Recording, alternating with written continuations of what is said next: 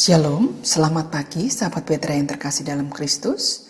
Sudahkah Anda mengasihi orang lain hari ini? Pada embun pagi hari ini, Sabtu 8 Februari 2025, kita bersama membuka hari dengan sapaan Sabda Tuhan. Bersama saya, Pendeta Murtin Hehanusa dari Gereja Kristen Jawa Jatimulyo. Adapun tema kita pada saat ini adalah Othniel. Tema ini didasarkan pada bacaan dari kitab Hakim-Hakim pasal 3 ayat 7-11. Mari kita siapkan hati dengan merendahkan diri di depan Allah, bersama kita berdoa. Ya Tuhan Allah kami yang Maha Kasih, kami bersyukur bahwa pada pagi yang indah ini kami boleh bangun dengan badan yang sehat. Kami bersyukur kami boleh Tuhan beri kesempatan untuk masih menjalani hidup ini apapun keadaan kami. Ya Tuhan, kami ingin mengawali hari kami dengan merenungkan firman-Mu, merasa-rasakannya dan berkomitmen untuk melakukan dalam hidup sehari-hari.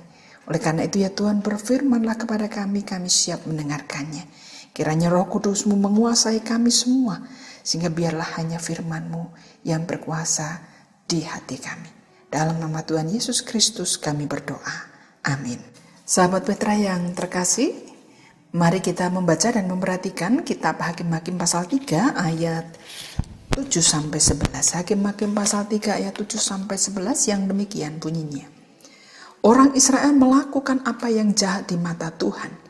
Mereka melupakan Tuhan Allah mereka dan beribadah kepada para Baal dan para Asyera.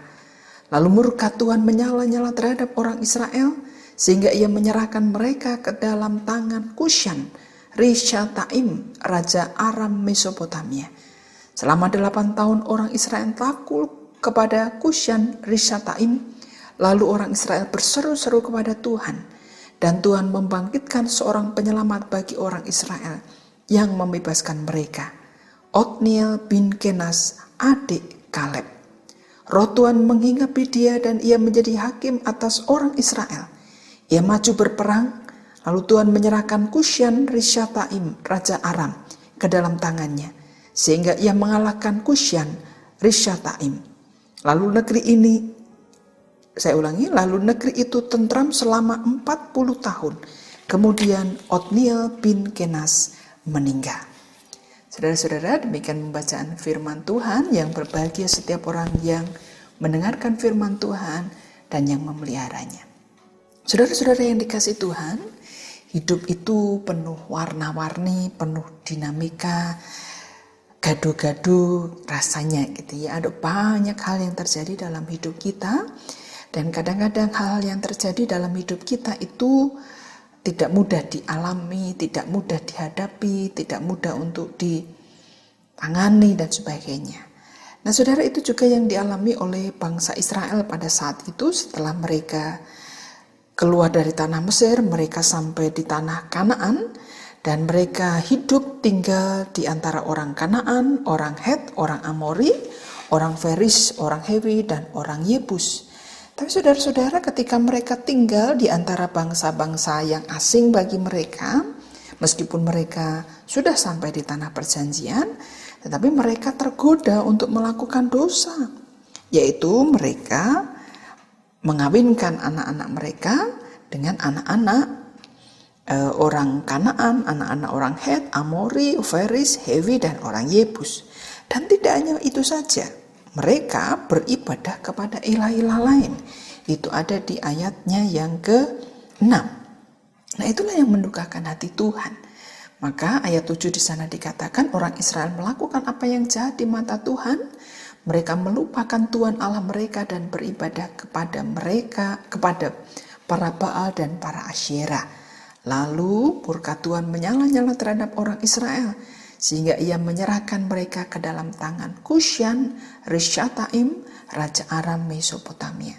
Saudara-saudara, karena kesalahan dan dosa yang dilakukan oleh bangsa Israel pada saat itu, mereka dihukum oleh Tuhan. Karena apa yang mereka lakukan adalah jahat menurut pandangan Tuhan, jahat di mata Tuhan. Mereka melupakan Tuhan dan beribadah kepada para Baal dan para Asyera, dan itu tidak diperkenan oleh Tuhan. Dan kemarahan Tuhan itu membuat mereka dihukum dengan cara mereka diserahkan dijajah oleh Raja Kusyan Risataim, Raja Aram Mesopotamia. Dan selama 8 tahun mereka menderita di bawah jajahan, di bawah penindasan raja dari negara Aram Mesopotamia ini yang bernama Kusyan Risataim. Nah saudara-saudara, di tengah-tengah penderitaan itu kita melihat bagaimana kemudian mereka sadar 8 tahun mereka mengalami penderitaan akibat hukuman dari Tuhan. Lalu mereka berseru-seru kepada Tuhan sehingga Tuhan membangkitkan seorang penyelamat bagi orang Israel, yaitu atas diri Otniel. Nah saudara-saudara, sampai di sini kita mau belajar bahwa apapun keadaan kita, kadang-kadang kita juga bisa jatuh dalam dosa. Tuhan juga bisa murka terhadap kita. Tuhan juga bisa menghukum kita karena kesalahan kita, meskipun kita sebagai pengikut Tuhan, tetapi kita anak-anak Tuhan, bukan anak-anak gampang. Artinya bahwa meskipun kita pengikut Tuhan, tapi kalau kita salah, Tuhan juga akan menegur kita. Tuhan juga akan menghukum kita. Karena kita bukan anak-anak gampang. Kata firman Tuhan gitu ya, kita bukan anak-anak yang ecek-ecek, tapi anak-anak Tuhan yang memang betul-betul mau dibentuk, dididik oleh Tuhan melalui berbagai cara, melalui bahkan hukuman-hukuman yang Tuhan berikan kepada kita supaya kita menjadi anak-anak yang baik, anak-anak Tuhan yang baik. Dan itu yang terjadi dalam kehidupan bangsa Israel pada saat itu. Tapi yang penting saudara-saudara, kita mau belajar dari bangsa Israel yang pertama, bahwa mereka kemudian sadar dan mereka berseru-seru minta pertolongan dari Tuhan. Itu yang penting. Orang bisa salah, orang bisa gagal, orang bisa melakukan hal-hal yang tidak berkenan kepada Tuhan. Tetapi yang penting adalah mau bertobat, mau berseru-seru kepada Tuhan. Kata berseru-seru kepada Tuhan ini menunjukkan bahwa mereka berusaha terus-menerus, tidak putus asa. Di sini tidak dikatakan mereka berseru kepada Tuhan, tapi berseru-seru kepada Tuhan. Jadi apapun keadaan kita, mungkin kita sebagai anggota keluarga bukan penyebab utama dari sebuah persoalan keluarga kita. Mungkin kita penyebab sekunder gitu ya, penyebab sampingan. Tetapi apapun yang terjadi, kalau misalnya komunitas kita, keluarga kita mendapat hukuman, didikan dari Tuhan, kita pasti ikut ambil bagian di sana. Entah kita mendiamkan dosa itu, entah kita tidak menegur dosa itu, entah kita juga ikut melakukan, tetapi yang jelas adalah bahwa kita ikut ambil bagian dalam dosa itu. Karena diam itu berarti kita menyetujui perbuatan yang tidak baik yang kita lihat. Maka ketika misalnya ada hukuman yang terjadi dari tengah-tengah kita, sebagai cara Tuhan mendidik kita, maka kita harus menyadarinya dan berseru-seru kepada Tuhan, minta pertolongan Tuhan. Mengajak anggota keluarga, mengajak komunitas kita, orang-orang di sekitar kita untuk berseru kepada Tuhan. Meskipun mungkin kita bukan orang yang menjadi penyebab utama sebuah persoalan. Nah, yang berikutnya saudara-saudara, kita melihat ketika bangsa Israel, orang-orang Israel berseru-seru kepada Tuhan, maka Tuhan membangkitkan seorang penyelamat bagi mereka. Otniel namanya. Otniel anak dari Kenas. Dan Kenas itu adik dari Kaleb. Gitu ya. Jadi Otniel itu dibangkitkan oleh Tuhan, artinya diangkat oleh Tuhan menjadi penyelamat bagi orang Israel pada saat itu. Dan pelajaran yang kedua yang kita peroleh saudara-saudara, bahwa kita di tengah-tengah keterpurukan kita, di tengah-tengah mungkin hukuman dalam tanda kutip, didikan dari Tuhan yang kita terima, tapi Tuhan akan memberikan penolong bagi kita. Penolong dalam arti bahwa menjadi tangan panjang Tuhan untuk menyelamatkan kita. Kita punya Tuhan Yesus, juru selamat kita, yang telah menebus dosa kita, yang telah menyelamatkan kita. Tapi secara fisik di dunia ini Tuhan bisa memakai berbagai cara, berbagai alat, berbagai sarana untuk menolong kita, menjadi tangan panjangnya, menjadi alatnya untuk menolong kita. Pertanyaannya saudara-saudara, siapakah yang menjadi alat Tuhan untuk menolong kita? Apakah kita punya kepekaan untuk melihat itu? Atau apakah kita punya kepekaan untuk melihat panggilan Tuhan sebagai Otniel masa kini? Kata Otniel itu berarti Tuhan yang berkuasa. Artinya apa? Artinya orang yang dipakai menjadi alat Tuhan itu hanya alat, saudara-saudara. Jadi bukan dia yang berkuasa, tapi Tuhan yang berkuasa. Jadi sekali lagi nama Otniel itu menunjukkan bahwa Tuhan yang berkuasa. Sehebat apapun Otniel, tapi dia adalah alat Tuhan. Nah, saudara-saudara yang dikasih Tuhan, oleh karena itu pelajaran berikutnya yang bisa kita dapatkan adalah kalau kita melihat ada orang yang menjadi alat Tuhan menolong kita, maka bersyukur kepada Tuhan. Itu yang pertama yang harus kita lakukan. Karena bukan orang itu, pasti kita harus berterima kasih, itu pasti gitu ya. Tetapi kita juga diajak untuk melihat kuasa Tuhan di balik semuanya itu, berterima kasih kepada orang yang Tuhan pakai, tapi jangan lupa bersyukur kepada Tuhan. Karena sesungguhnya pertolongan Tuhan, kuasa Tuhan itulah yang nyata dalam hidup kita. Entah ia memakai cara apapun atau melalui siapapun.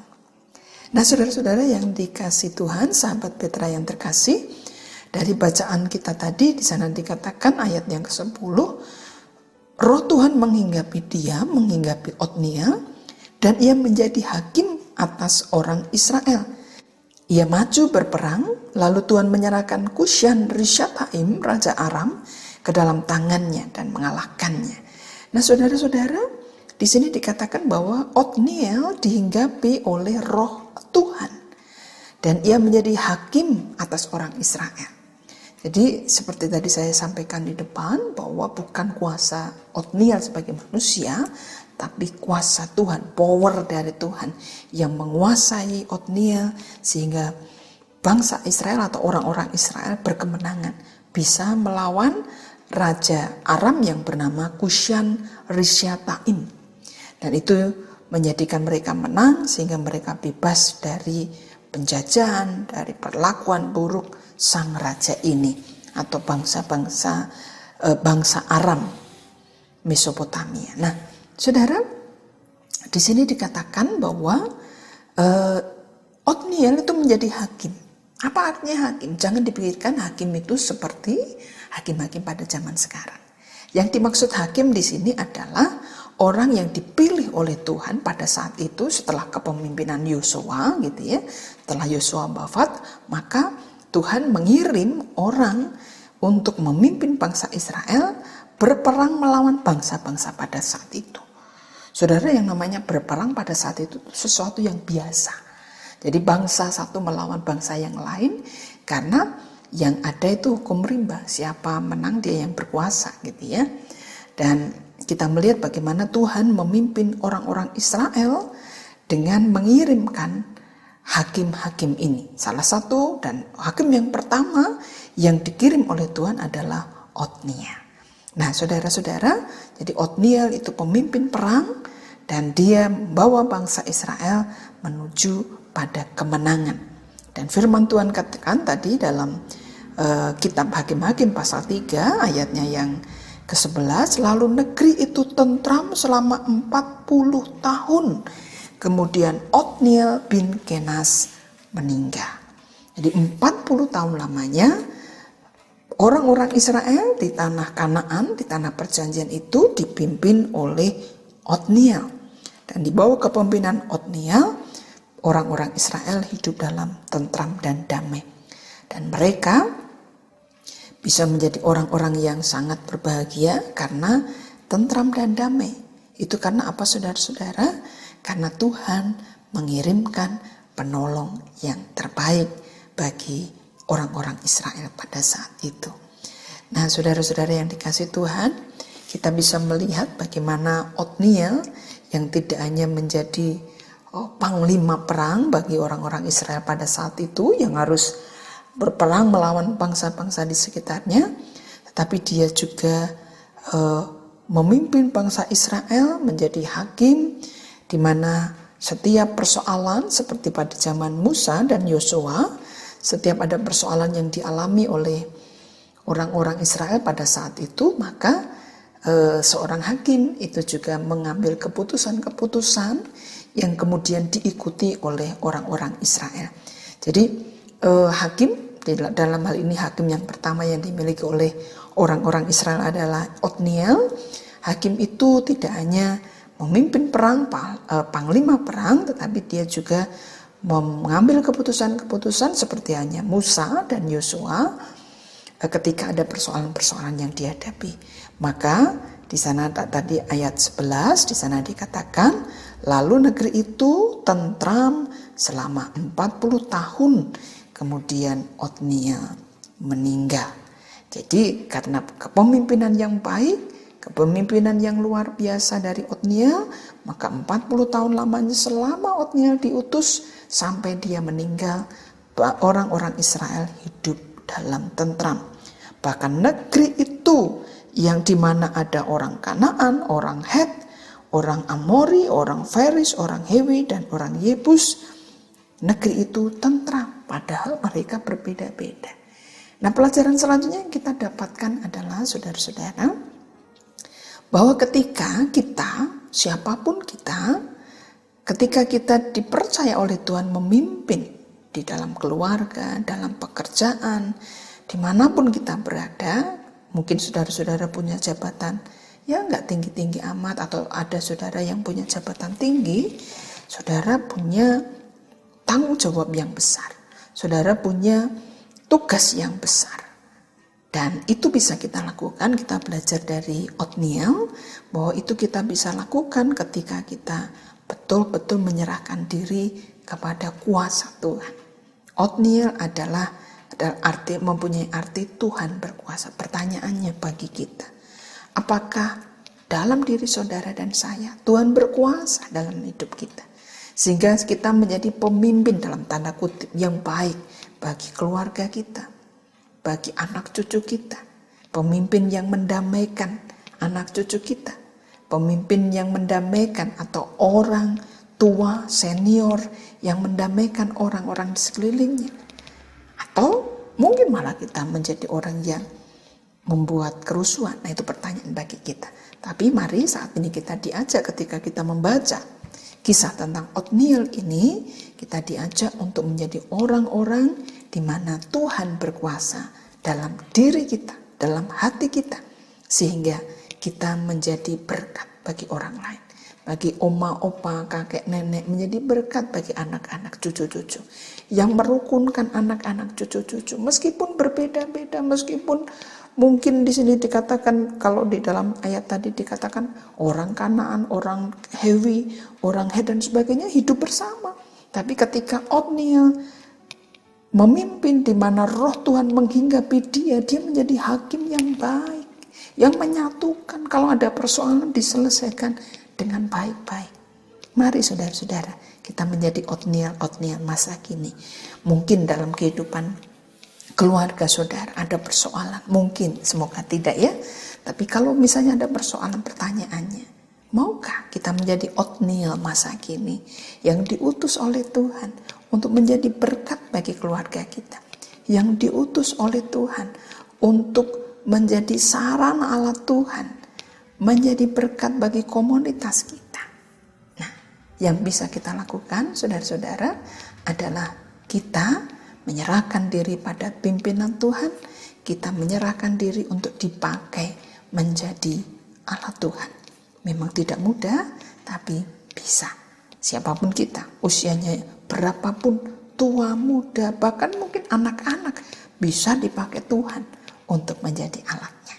Nah, saudara-saudara, kita belajar luar biasa dari seorang Otniel, di mana orang-orang yang ia pimpin merasakan tentram selama 40 tahun, dan meskipun di mereka itu tinggal di antara orang-orang yang asing dengan mereka, atau mungkin orang-orang yang mengancam hidup mereka. Tetapi kepemimpinan di mana roh Tuhan, kuasa Tuhan berkuasa, maka di situ ada tentram, damai, selamat, dan pertolongan Tuhan ada di situ. Tuhan memberkati kita. Amin. Mari kita bersama-sama berdoa. Kami bersyukur ya Tuhan, Engkau telah berfirman kepada kami, mengingatkan kami tentang kisah yang luar biasa seorang Otniel, hakim pertama di tengah-tengah orang-orang Israel. Kami bersyukur dan saat ini kami mohon Jikalau Engkau berkenan, pakailah kami semua menjadi otniel masa kini, di mana kami boleh menjadi alat-Mu untuk mendatangkan damai sejahtera, ketentraman, kerukunan dimanapun berada. Terima kasih Tuhan, kami serahkan hidup kami sepenuhnya sepanjang hari ini. Tuhan berkati setiap karya-karya pekerjaan yang kami lakukan, apapun itu, biarlah hidup kami memuliakan Tuhan. Orang-orang sekitar kami merasakan berkat Tuhan. Bimbing kami untuk menjadikan Tuhan sebagai pusat hidup kami. Dan saat ini kami mau menyerahkannya Tuhan, untuk Radio Petra sepenuhnya dalam berkat-Mu. Setiap orang yang bekerja, setiap orang yang melayani Tuhan di Radio Petra ini Tuhan berkati. Kami serahkan kehidupan kami semua, keluarga kami masing-masing, gereja-gereja Tuhan, bangsa dan negara kami ke dalam tangan kuat kuasa berkat-Mu. Ampuni dosa dan salah kami ya Tuhan. Kami serahkan semuanya ini hanya dalam nama Tuhan kami Yesus Kristus yang mengajar kami berdoa Bapa kami. Bapa kami yang di sorga, dikuduskanlah nama-Mu, datanglah kerajaan-Mu, jadilah kehendak-Mu di bumi seperti di sorga. Berikanlah kami pada hari ini makanan kami yang secukupnya, dan ampunilah kami akan kesalahan kami, seperti kami juga mengampuni orang yang bersalah kepada kami. Dan janganlah membawa kami ke dalam pencobaan, tapi lepaskanlah kami daripada yang jahat. Karena Engkau-lah yang punya kerajaan dan kuasa dan kemuliaan sampai selama-lamanya. Amin. Demikian sahabat Petra yang terkasih dalam Kristus, embun pagi hari ini, Sabtu 8 Februari 2025. Kiranya sabda Tuhan memberikan hikmat, kekuatan, dan penghiburan bagi kita untuk melewati sepanjang hari ini. Saya, Pendeta Murtini Hanusa dari GKJ Jatimulyo, mohon diri dan mohon maaf bila ada kata yang kurang berkenan. Sahabat Petra, selamat mengasihi orang lain hari ini. Tuhan Yesus memberkati.